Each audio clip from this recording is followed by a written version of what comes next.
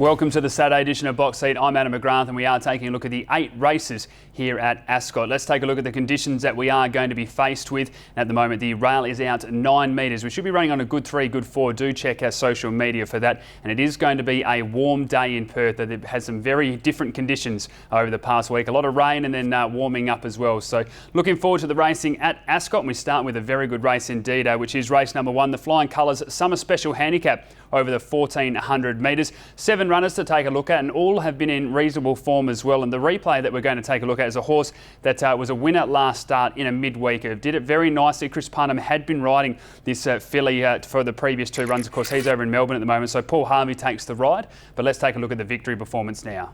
At the top of the home straight with 300 to go, put about 2.5 on Peggy Sue, starting to run on well. What did you do? Kosa battling away, then Rosewood Hill. Harvey draws the whip on Hinch and Beale, and now Peggy Sue quickly goals him up.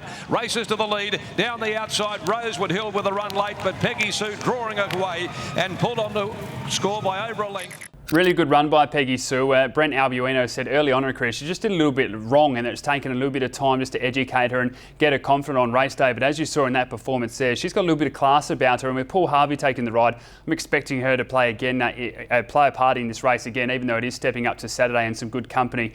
She's shown enough so far, and from barrier 2 she should get a very nice run.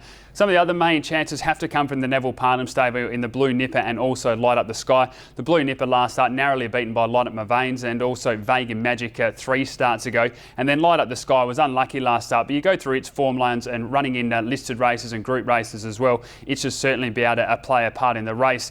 Outside of those, MERRIJIG again for Adam Duran, I'm expecting to improve. It's been slow away in the recent runs, but I think if she can jump quickly with that lightweight, just the 54 kilos in barrier 3, she's got a nice turn of foot, and I still wouldn't even rule out 44 Red for the Ganjemi stable. A winner last start at Bunbury, just beating started by a half length, but led throughout and did a lot of the bullocking work. So it is a very open race to start us off at Ascot. I'm going to be going with the Neville Parnham pair, and I'm tipping number 1, the Blue Nipper on top. From number 3, Light Up the Sky. Number 6, Peggy Sue, and number 5, MERRIJIG. Race number 2 at Ascot is the Australia Day Cup over the 1500 metres. Only the 7 runners to take a look at, but all have been racing pretty well, especially Carry the Nation and VENGABUS, also Reflectance going around very nicely at the moment as well. So expecting this to be a very close race. The replay that we are going to take a look at is VENGABUS for the Simon Miller stable. Has won 2 of its past 3. The last start stretched out to the 1400 metres, won at the distance for the first time. So we'll take a look at that run now.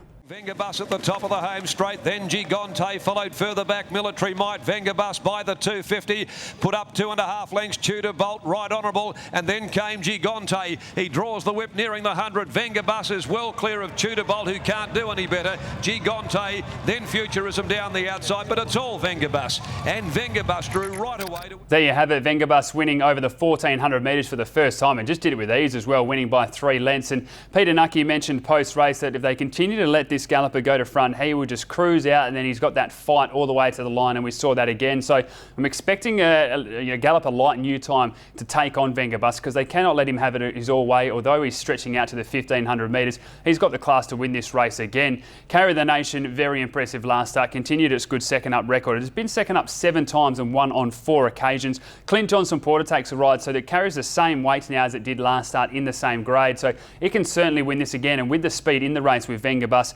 and also new time, I think it's one that can just sit there nicely and then go around the heels and be hard to beat. Reflectance, as I mentioned, Lindsay Smith is training sensationally at the moment, and this horse has been in very good form. This is a step up in class, but will carry just the 51.5 kilos with a claim to Randy Town, who's also riding very nicely as well. So I think he can certainly run a race. Let's take a look at the selections. I'm going to go with number 2, Carry the Nation, from number 4, Reflectance, number 3, VENGABUS, and number 1, New Time.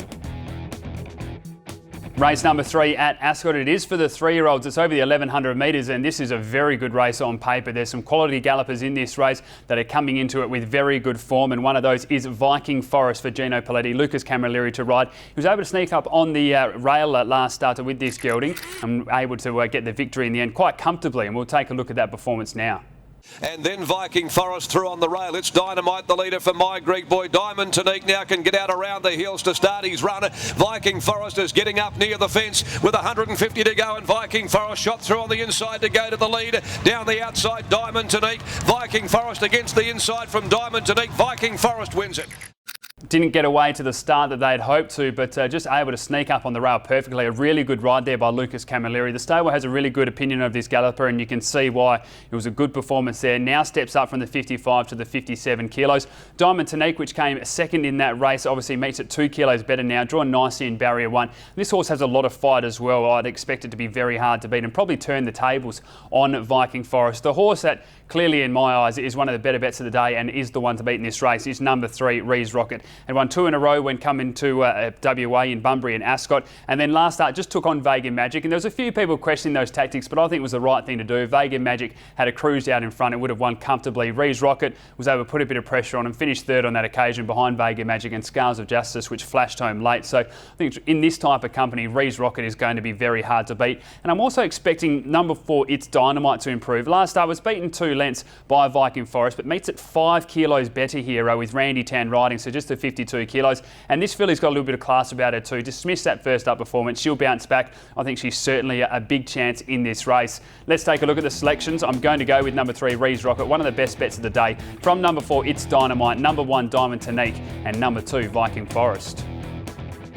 Race number 4 at Ascot, it is for the 2-year-olds over 1,100 metres as well, and we're starting to find out a little bit about these 2-year-olds. Of course, the Magic Millions race day is coming up, and one of the gallopers that certainly has impressed us so far is the River. A very good trial back in December, and then followed that up with a nice first up and debut victory, and we'll take a look at that performance now. Last of all, around the turn they'd straightened up, and Speeding Comet now draws alongside of Next Generation. The sparks are flying at the 200. Next Generation, but Speeding Comet got a neck on him, a length and a half away. Then the newcomer, the River. He's coming quickly. The River goes up to Speeding Comet. The River got his head in front. The River, too good first up. The River beat Speeding Comet next. Just did a lot right there, the River. In the previous 2 trials as well, we'd seen this galloper settle and then show a nice turn of foot.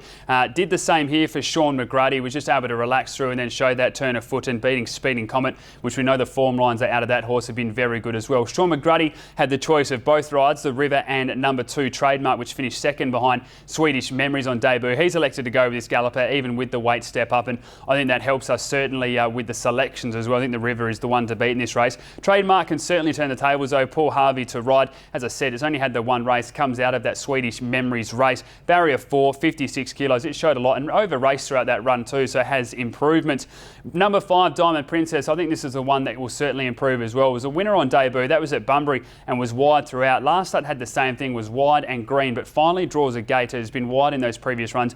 Barrier 3 with the 54 kilos. Got a little bit of time for this filly, and I think if she gets a nice sit, she's got that turn of foot to be able to run on strongly as well. And the other one that I think can definitely play a part and one to watch here is number 7, Dainty TESS for Daniel Morton, Jason Brown's ride. His trial was very good indeed. He didn't ask anything of this filly at all, but she attacked the line strongly. A filly by Warchant here, and just impressed with the way that she moved up stylishly to run out. It wasn't a great time, but it was just a very eye-catching performance for a 2-year-old, and it's one that I'll be watching in this race as well. Let's take a look at the selections, and I'm going with those 4 that I mentioned. Number 1, the River on top, from number 2, Trademark, number 7, Dainty TESS, and number 5 in Diamond Princess.